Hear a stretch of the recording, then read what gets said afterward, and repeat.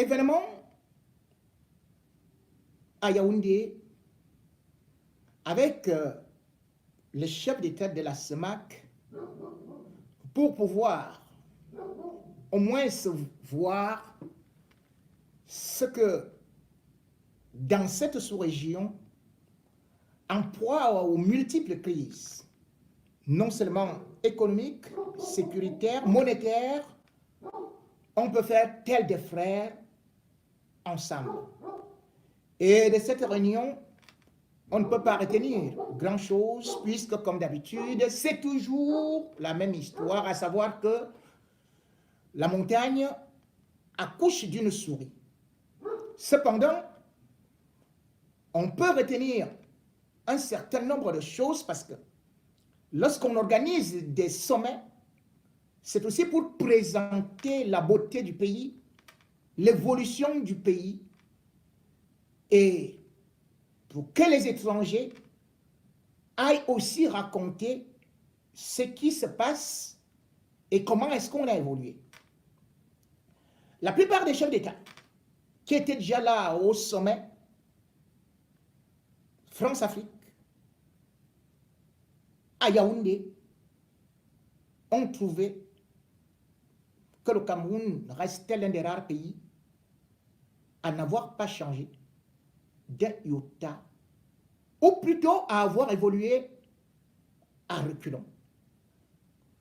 Comment comprendre que la capitale politique du plus grand pays d'Afrique centrale, du poumon économique de l'Afrique centrale, soit en train de chercher où loger les chefs d'État? Mahamat Idriss Déby a d'ailleurs eu à faire de ronds des jambes, ne sachant pas comment est-ce qu'il devait et où devait-il loger. Il a fallu que la presse nationale décrive le chaos qu'il y avait au niveau de l'hôtel Hilton pour comprendre que le chef d'État tchadien, oui, le Tchad, que celui-là n'avait pas une suite présidentielle. Il a donc fallu négocier parce que au Hilton, il n'y avait plus de place pour 4 chefs d'État.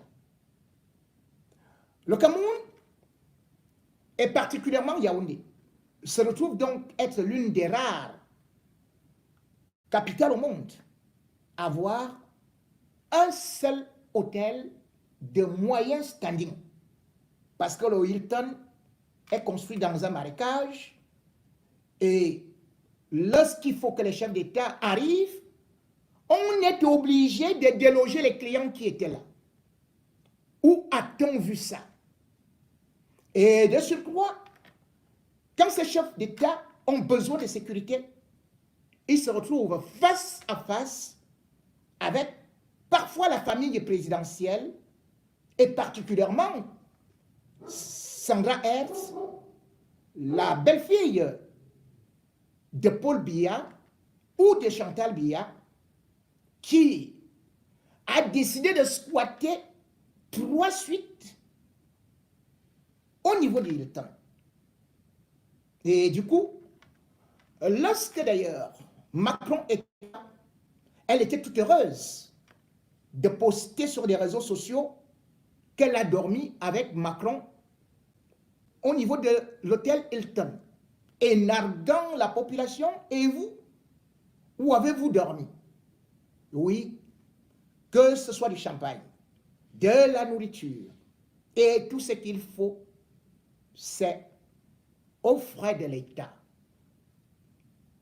Le pauvre peuple lui doit payer encore plus cher. Mais ce qui est beaucoup plus dramatique, c'est que lorsqu'il y a une telle organisation, lorsqu'il y a un tel événement, tous les regards sont tournés vers le directeur du cabinet civil, en la personne de Mbonda Yolo, qui normalement au moins un mois en avance aurait déjà pu régler toute la logistique au niveau de l'hébergement au niveau des structures d'accueil. Or, qu'a-t-on vu? Il s'occupait plutôt d'une certaine Rosalie Kerdo, qui, elle, logeait pendant des semaines dans une suite présidentielle à l'hôtel Hilton. Les chefs d'État sont donc partis. À peine le sommet terminé. Un seul est resté, puisqu'on le connaît déjà, à savoir Touadéra, Faustin Archange Touadéra, alias Bangalak en colère. Celui donc qui a dormi encore à Yaoundé. Et on se souvient que même quand le président français était arrivé, il avait dû voyager au milieu de la nuit parce que les structures d'accueil ne sont pas ce qu'elles devraient être. Et pourtant, on nous avait déjà promis, après avoir dépensé beaucoup d'argent pour le stade de Biya, on nous disait qu'il y a un hôtel 5 étoiles qui allait sortir des profondeurs du sous-sol. Jusqu'à présent, cet hôtel n'est toujours pas là après la CAN. Et d'ailleurs, on ne sait jamais s'il pourra venir. Côté hébergement donc, les chefs d'État qui étaient là il y a très très longtemps ont constaté que le Cameroun était en train de stagner. Pire, il fallait aller encore à Etoudi. Là-bas, alors que le Cameroun avait l'un des plus beaux palais présidentiels d'Afrique, parce que Amadou Ahidjo avait engagé les constructions en 80 pour les finir en 82 et juste avait à peine passé 4 mois avant de poser sa démission. Ce palais, avec les clés, eh bien, flambant neuf, avait été remis à Paul Biya. Mais il fallait donc voir, ou il faut voir aujourd'hui, ce palais qui avait coûté 200 milliards de francs CFA. Lorsque les chefs d'État sont arrivés, ils ont vu que ça ressemblait déjà à un musée mal entretenu. Parce que déjà, à partir de 2008, on avait appris que les murs s'écroulaient. On avait appris que ça prenait feu parce que parfois on n'avait pas. On avait appris. Et surtout, vous vous rendez compte, les ascenseurs qui ont été mis depuis 1982 sont les mêmes qui restent encore là au palais d'Etoudi, n'ont jamais été changés. Et pourtant, je suis venu parler ici des ascenseurs du palais d'Etoudi. Mais telle n'a pas été ma surprise de constater que les invités qui allaient là-bas, des personnalités dignes de son nom, eh bien, se retrouvaient dans des ascenseurs qui faisaient du bruit et où tout un chacun avait un cœur en se disant, est-ce que ça va s'arrêter? Oui, les ascenseurs du palais d'Etoudi, alors qu'on préparait ce sommet depuis, n'ont pas été remplacés. Et pourtant, l'argent est sorti. Qu'est-ce que Mbonda-Yolo, le directeur du cabinet civil, a donc fait de cet argent? Comme à chaque événement, on parle des détournements. Déjà, il faut savoir que les ascenseurs du palais d'Etoudi devaient être entretenus, sont entretenus par la société CFAO Technologies. Or, il se trouve que depuis 2020, Mbonda-Yolo, qui est le directeur du cabinet civil, n'avait pas renouvelé le contrat de cette société. Et cette société, pour entretenir ne serait-ce que les ascenseurs, avait au moins 7 personnes, 7 techniciens qui étaient là de façon permanente au palais. Et il se trouve que, n'étant pas payés, CFAO Technology a été obligé de compresser son personnel. La société d'ailleurs, qui demande au palais présidentiel plus d'1 milliard d'arriérés, a été obligée de se débarrasser de 57 de ses employés, et les 7 qui étaient au palais, il n'y avait plus qu'un seul. J'ai lancé l'alerte lorsque justement le 23 janvier, il y a eu une autre panne, alors qu'on attendait le sommet des chefs d'État, qui était déjà là. Eh bien, ces ascenseurs sont tombés en panne. Mais au lieu de les arranger, eh bien, on a dit qu'il y avait de nouveaux ascenseurs qui devaient arriver. Parce que justement, depuis janvier 2021, Samuel Vondayolo avait fait comprendre au personnel que les nouveaux ascenseurs avaient été commandés auprès de la société PAC. Et ces ascenseurs devaient arriver en décembre 2022. Voilà ce qu'il avait raconté à Paul Biya, des ascenseurs neufs. Mais entre-temps, la société qui était là, il ne pouvait pas payer parce qu'il était déjà en train de magouiller avec une femme qui elle-même appartenait à la société CFAO et qui voulait déjà créer une autre structure, Socatec, parce que faisant quelques acrobaties matelassées avec Vondayolo qui, faut-il le dire, est un bon expert, un accord dans la matière, et qui, derrière, devait faire des coupes tendons à l'entreprise mère. Ainsi, les ascenseurs du palais de Toudi ont donc commencé à déconner. Et il y a eu une autre panne, le 5 mars. Le 5 mars, entre 14h et 16h. Imaginez, c'était les ascenseurs numéro 3 et numéro 4. Imaginez par exemple que, comme je le disais, un ascenseur, on le répare pendant 2 heures et qu'un chef d'État soit à l'intérieur. Qu'est-ce qui va arriver? Il va suffoquer, il va mourir. Parce que ces choses-là sont déjà désuètes, surannées, archaïques et méritent d'être remplacées. Qu'on entretienne les ascenseurs ou les onduleurs, déjà qui sont aussi vieux, il faudrait que ce soit de façon permanente. Mais maintenant que ce n'est pas de façon permanente, eh bien, il fallait s'attendre à ce que certains malheurs arrivent. Des ascenseurs qui grésillaient donc, mettant des chefs d'État étrangers très mal à l'aise, apeurés, se disant qu'ils ne comprenaient pas le palais où ils venaient, qui était si beau, qui était devenu si bizarre, comme un cimetière abandonné, parce que mal entretenu.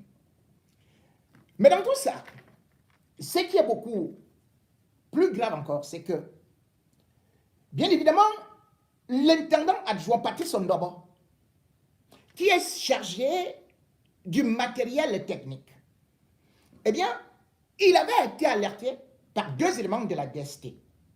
Ces éléments, d'ailleurs, ont aussi rendu compte en Vondayolo, sans pour autant oublier que, pratiquement, depuis le 8 septembre 2022, eh bien, la société CFAO avait déjà écrit non seulement au directeur du cabinet civil, mais au président Biya, qu'ils arrêtaient leur contrat le 16 septembre parce qu'il n'y a pas d'argent et parce qu'ils ne peuvent pas continuer à fonctionner avec ces ascenseurs-là.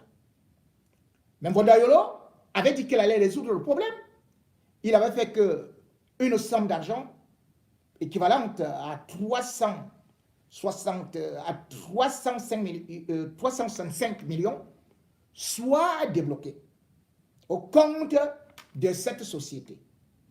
Et puis, il y a aussi eu une somme de 400 millions qui avait été débloquée. Mais sauf que, jusque-là, on n'a pas vu les ascenseurs qui ont été réparés. D'autant plus qu'on disait qu'il faut que le ministre des Finances vire cet argent au compte et au nom d'un certain Bella qui est chargé du budget au niveau du cabinet civil. Nous avons essayé d'enquêter et nous n'avons pas trouvé de traces de cet argent. Mais ce qui est beaucoup plus grave, c'est que le 21 décembre 2022, Mbonda-Yolo a créé une commission de réception des nouveaux ascenseurs. Particulièrement, on parle de 3 ascenseurs. Cela veut dire que quand il y a une commission de réception, c'est que les ascenseurs sont arrivés. Ils ont signé que les ascenseurs sont arrivés. Combien ça a coûté par rapport à la nouvelle société? 732 millions. 732 millions. Mais au moment où je vous parle, les 3 ascenseurs neufs sont introuvables au palais des Toudis. C'est à quelques jours de l'arrivée des chefs d'État qu'on fait encore appel à CFAO que revenez avec votre personnel, refaites ceci, on essaie de bricoler. Quelle image! Et ce qui se passe au palais, ce n'est pas seulement là. Parce qu'il faut savoir qu'à l'époque, quand Aïdjo recevait ses hôtes, il y avait plusieurs palais présidentiels où on logeait les chefs d'État, des invités de marque. Que sont devenus les palais d'Amadou Aïdjo alors qu'un budget est voté chaque année? Eh bien, on prend ce budget, on met dans les poches, on mange avec des nanas. C'est terminé. Ce qui est encore même inquiétant, c'est qu'une fois, je vous avais fait voir les images du palais de Mbomaka dans la broussaille, comme si Paul Biya était devenu un porc-épic ou un lièvre. Mais, mon Dieu, le palais de Mbomaka, qui est dans une telle insalubrité, avec parfois des herbes qui poussent, il a fallu, parce que Paul Biya n'y allait pas depuis un certain temps, quand il devait donc aller, c'est là où Mbonda-Yolo prend la résolution de défricher. On doit aller chercher les désherbeuses à la mairie. On loue les désherbeuses qui viennent, on se facture. Maintenant, pour ramasser les herbes, il n'y a pas de camion. Et qu'est-ce qu'on fait? C'est Mbonda-Yolo qui reprend ses propres camions pour louer à la présidence de la République. Vous vous rendez compte? La présidence de la République a un budget pour l'achat des véhicules. Bellinguer Boutou le faisait. Mais qu'on ne nous dise pas de regretter Bellinguer Boutou aujourd'hui. Mais qu'est-ce que Mbonda-Yolo lui fait? Il achète les véhicules à Kami Toyota et puis il les met dans son parc automobile et il les reloue à la présidence de la République. Voilà donc notre pays où chacun cherche à voler ce que Paul Biya a pris comme ses enfants.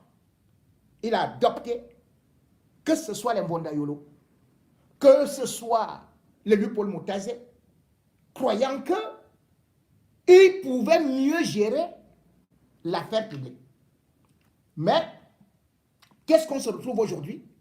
C'est que uniquement, ils sont là pour s'amuser, pour gérer des femmes, pour préparer l'après-Biya, ou alors pour être avec des bandits. Vous vous rendez compte? On n'avait jamais vu le cabinet civil commettre autant d'impairs. On a vu peut-être pendant la CAN. Beaucoup ont oublié. que c'est justement Bondayolo qui avait invité les influenceuses qui ont créé des gaffes, des scandales dans des hôtels au Cameroun. Et bien sûr, chaque jour également, on découvre que c'est le même Bondayolo qui se retrouve toujours avec des gangsters comme Jean-Pierre Amoubelinga. Voilà donc le palais qui était sacré. Le palais qui était une fierté pour le Cameroun, qui est devenu tout simplement un instrument de raillerie, ou alors une coquille qui est mal entretenue, qui vieillit avec de l'âge et qui est aussi de montrer le vrai visage de notre régime. Un régime vieux, un régime qui est en train de s'écrouler, un régime qui est en train de disparaître surtout dans les fossés, les abîmes de l'histoire. Un régime qui ne va rien nous laisser comme souvenir. Un régime qui aura tout détruit, qui a promu la vieillerie, la gérontocratie, où on meurt étant au pouvoir sans donner le moindre espoir à la jeunesse, parce que les vieillards, tels qu'ils ont transformé les immeubles, le palais présidentiel, sont en train de partir un à un avec notre pays. Sombré